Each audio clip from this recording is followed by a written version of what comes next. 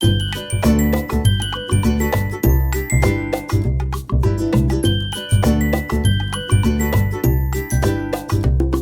इसको डायग्नोज और भी अगर पॉजिटिव पेशेंट है तो प्रिवेंशन में हम सिर्फ ये कर सकते हैं कि कुछ दिन तो उसको साथ खाने पीने से मतलब रेगुलेट कर दो, थोड़ा सा अलग करके रख दो उसको, ताकि ये कि पॉजिटिव पेशेंट की तरफ किसी और को ना लगाए। और ऑलरेडी ऐसा होता है कि मरीज़ अपने घर के अंदर 2-3 मरीज़ अगर पॉजिटिव है, एक मरीज़ 2-3 मरीज़ बना सकता है।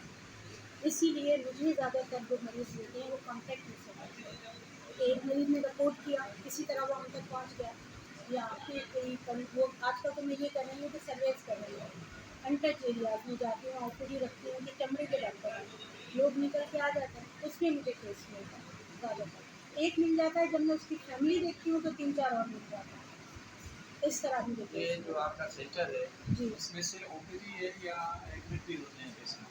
नहीं, मेरे पास एडमिट का बल्कि पूरे सिंध में एडमिट का वो नहीं, इसका हमारा 300 बेड का हॉस्पिटल कराची में हेड ऑफिस, वो प्योर मेडिकेड ही उसको रन करती है, गवर्नमेंट के अंदर कहीं तो भी। मेडिसिन जो है वो डार्ट प्रोग्राम के तहत देते हैं या ऐसे ही आप मेडिसिन देते हैं जाके ये किसी मेडिसिन से? अभी तक पाकिस्तान में अवेलेबल नहीं हुई, जो मेडिसिन मैंने आपको दिखाई ये जर्मन की मेडिसिन है, और अभी तक जर्मन हमें डोनेट कर रहा है, इंडिया को देता है काम वाल, वो इसको तैयार करते हैं और हमें डोनेट हो रहा है। इंडिया से आती जी है? हाँ, देता जर्मन ही है, वहाँ तैयार करवा के जर्मन भेजता है। और असल में बात ये है कि ये आजकल दवा मिलना बहुत मुश्किल हो गई है, 9,500 का एक महीने की दवा है, जो कि पाकिस्तानी हमारे अफोर्ड नहीं कर सकते। सही। क्योंकि एक डेप्सोन भी खरीदने जाते हैं तो आजकल 500 की देते हैं, शहबाज मेडिकल के 500 की 1 टैबलेट 100 मिलीग्राम, तो इसीलिए ये लोग अफोर्ड नहीं कर पाते। हम जो मेडिसिन देते हैं, हमें जो जनरल प्रैक्टिस है बहुत हमें तंग करते हैं कि प्लीज़ डेप्सोन दे दें, डेप्सोन दे दें। हम कैसे दे दें कि अगर हम किसी मरीज़ की ये निकाल देते हैं तो ये समझ लें ब्लिस्टर पैड ख़राब हो गया। पूरा थैंक यू। कोर्स होता है? ये पूरा कोर्स कोर्स है होता कि है 3 तो पत्ते में एक देना साथ पड़ता देते है। हैं, नहीं, इस तरह साथ का। मेरा ये सवाल है कि आम जो लोगों को क्या अलामत नजर आए जी। तो वो फौरी तौर पे आपसे रब्ता करें और आप उन्हें क्या एडवाइस करेंगे? ये देखिए, मैं अलामात के तौर पे आपको दिखाई देती हूँ। ये देख रहे हैं आप किस तरह का जी हल्का सफ़ेद धब्बा जिस्म के किसी भी हिस्से पर, जी जी। हाथों पर, चेहरे पर, आपको डिफरेंस नज़र आ रहा है इसका? बिल्कुल बिल्कुल। इस तरह का धब्बा, लेकिन इसकी पहचान ये है कि इसमें पसीना नहीं आता। ठीक है। दूसरी बात, इसमें से हेयर रूट ख़त्म हो जाता है। ठीक है। ये 2 अलामत ऐसी हैं कि जो और बीमारियों से इसको मुख्तलिफ करती हैं। एक तो इसको कोई तकलीफ़ नहीं होगी, जी दूसरा जी। इसमें पसीना नहीं आएगा, आप इसको टच करोगे, फिर नॉर्मल स्किन टच करोगे, आपको ये वार्म लगेगा, नॉर्मल स्किन इसकी ठंडी लगेगी। ठंडी लगी। सबसे बड़ा फ़र्क ये है कि सबसे पहले इसका जब टच रिसेप्टर काम नहीं करते तो एनेस्थीसिया शुरू हो जाता है। शुरू में हाइपोस्थेसिया होता है, बाद जी में जी। एनेस्थीसिया होता है। अच्छा, इसके अलावा और आम अलामतें जो हैं, जो हम जैसे आम आदमी को बताएं तो वो फ़ौरन। तो ये सबसे बड़ी बात है कि सुन धब्बा है, जिस्म में किसी भी जगह पर सुन धब्बा, जहाँ उन्हें पता ना चलता, जहाँ उसे उन्हें गर्म ठंडे का पता ना चलता, जहाँ उन्हें टच पता ना चलता, सही बस सही। वो अपने आप को शक कर सकते हैं कि हम जाके टेस्ट कराएं। हाँ, एहतियात तौर पर आपकी तरफ आ जाएं यहाँ पर सेंटर जो भी पर। करीब तरीन सेंटर हो वहाँ जी जाके जी। अपना चेकअप करवा सकते हैं और ठीक। मुक्त नहीं हो सकते हैं। क्योंकि देखिए किसी तरह देख के, क्योंकि नेगेटिव पेशेंट के अंदर बीआई पॉजिटिव नहीं आता है, इसका एक टेस्ट होता है बैक्टीरिया इंडेक्स, जो यहीं लिया जाता है और हमारे इदारे में जो हमारी अपनी लैब है वहीं होता है, कहीं बाहर किसी लेबॉर्ट्री में नहीं है। सिर्फ ठीक। अगर बाहर हमें कराना होता है हम बायोप्सी के लिए रेफर कर देते हैं, बायोप्सी करते हैं।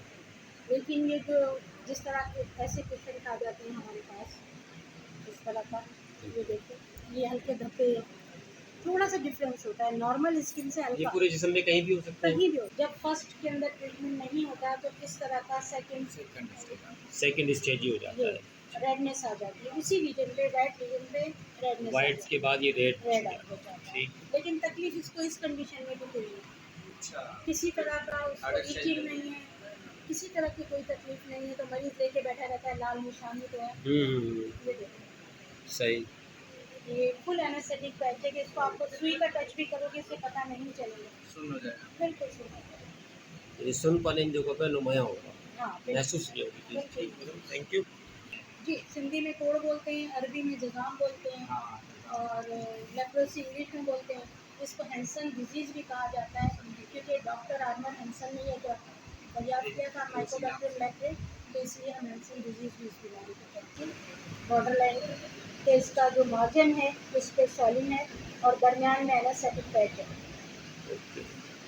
यानी दरमियान से टच करेंगे तो उसको फील ही नहीं होगा। फील नहीं होगा बिल्कुल। लेकिन ये है कि इसकी इम्यूनिटी अच्छी है, देखिए बॉर्डर बना दिया है, इन्फ्लेम मार्जिन है। जी, जी, इस जी, बंदे की इम्यूनिटी अच्छी हो गई है जी, तो जी। मार्जिन रेज हो जाता है, अच्छा, उभर के आ जाता है कि मतलब वो आगे बढ़ने नहीं देते जरा से। इस तरह की तमाम अलामात अगर किसी में पाई जाए तो वो इमीडिएटली उन्हें आपसे रब्ता करना चाहिए। मुझसे रब्ता करें जी, जी। या जो करीब करीब सिविल हॉस्पिटल है ये border line, pure border line के केस इस तरह। ठीक है।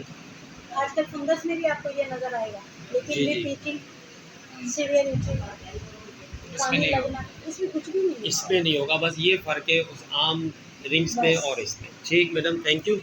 चलिए बहुत कुछ मेहरबानी, आप और इनको अच्छा नॉलेजेबल ये लेक्चर शेयर किया आखिरी आपने। भी देख लीजिए, जी, जी। ये लास्ट स्टेज है। इसके कान देखते हैं आप, हेयर लोब्स इसके जी, जी। यहाँ से पड़ जाना, पूरी बॉडी पे छोटे छोटे स्मॉल मैक्यूल पैचेज हो जाना, हाइपोपिगमेंटेड हो जाना, ये जो है ये ये लास्ट स्टेज लास्ट है। इसके सीखने से टूटने से बीमारी फैलती है इस स्टेज में। तो वो दो स्टेज में बिल्कुल नहीं लगती कि हमारी तुम्हारी तरह बिल्कुल नॉर्मल आते हैं।